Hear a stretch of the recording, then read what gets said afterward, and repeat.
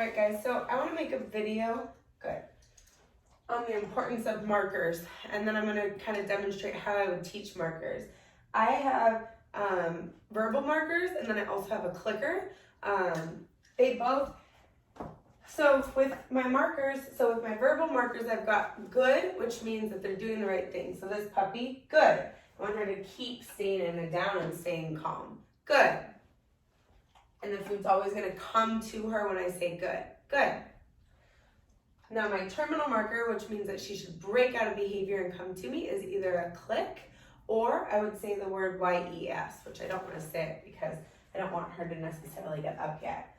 We want to make sure that those are clear to really teach and take it. So when we're teaching a behavior, every time that we use our marker, we want to think that we just took a picture in the dog's mind of the exact moment of what they did is what we liked.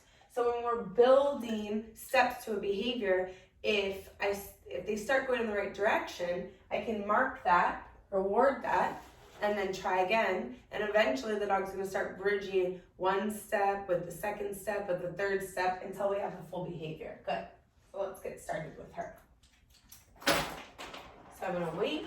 So I'm going to try to keep her here. Good. And then when I'm ready, I'm going to tell her, yes! And that means that she can come off behavior. So when I'm teaching the command, I want to make sure that there's a delay in when I give the food, just 1 second. So I've got her attention. I like what I see. So I'll wait till she cues back into me.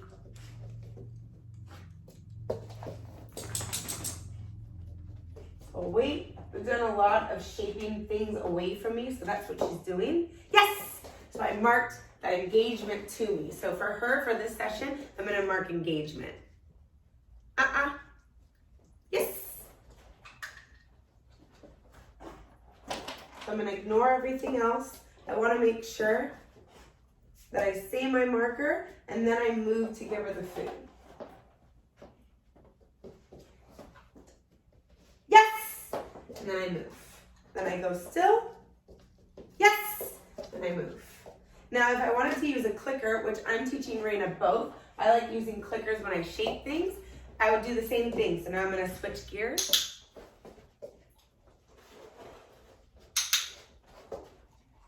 So right now, I want to build that engagement to me.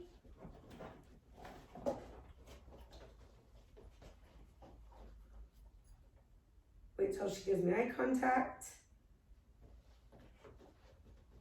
And this is what I call, like, she's got a very active mind. She's trying different things to get the reward.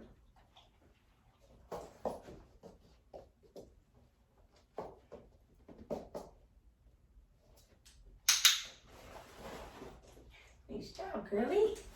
Very good. These sessions can be really short. Sometimes, like, if I don't have a lot of time, I may do, like, so a session may look like just this. I bring the dog out, they give me a desired behavior, I click, I grab a piece of food, I can throw it on the floor, click them back, throw it on the floor, click them back, and give them a whole handful of food. And stop, wait for her to cue in, click, give them some food. And then this next time, I'm not going to do this because after I finish this video, I'm going to work her.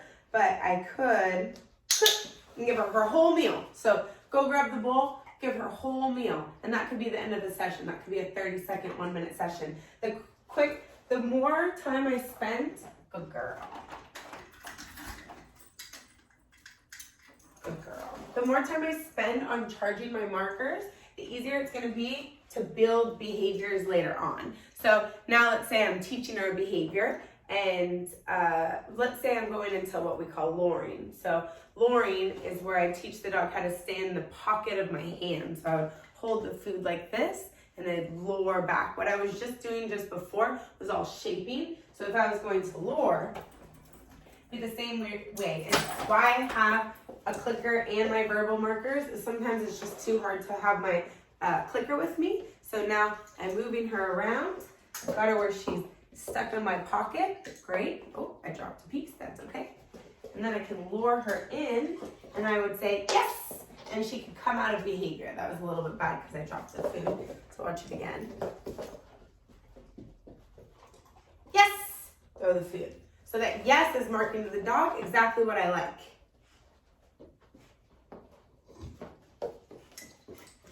Good. Good. Yes!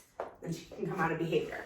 And that good, so I could go, good, stay in behavior. Good, stay in behavior. Yes! Let her come out.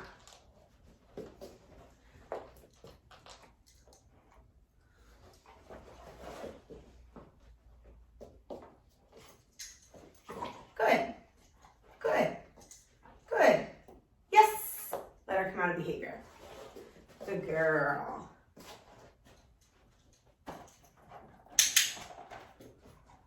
So now I'm going to shake the touchpad. So I wait her out. So all this, like she's going to quickly build in frustration and try new things. And every time I see what I like, and I don't even care about a long duration of it. I just want to mark her just starting to make choices and think for herself and try to see what's going to give her, how she's going to earn her reward. Good. But good, I wanted her to stay there. Good. I wanted her to stay there.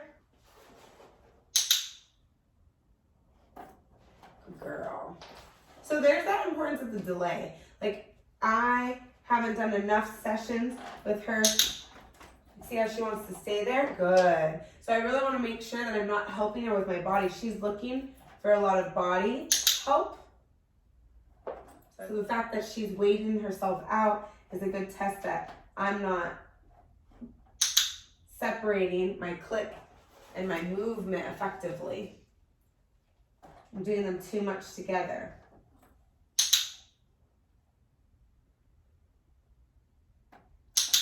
Good girl.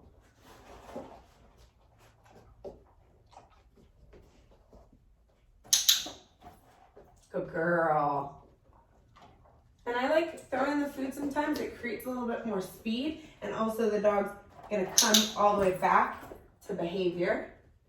So she gets the food. Now it kind of sets her up to go right back to what I was asking her to do.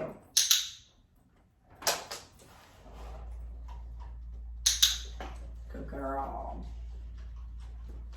Good girl, Mama.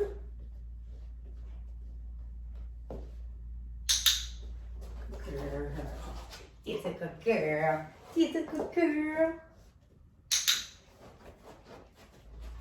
And so I'm shaping a lot of different things here. I'm shaping engagement. Good girl. I'm shaping the place. I worked on a little bit of luring of her going into the center position. I call it cover. Good girl. And I've had this puppy for about a week now.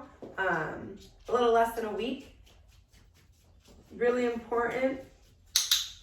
Good girl. That I really work on my markers. Good girl. Because that's going to set me up for everything else that I want to teach. If I don't have really solid markers, it's going to be hard for me to really bring a lot of power to all the behaviors later on. So I hope that helped. Let me know if you have any questions.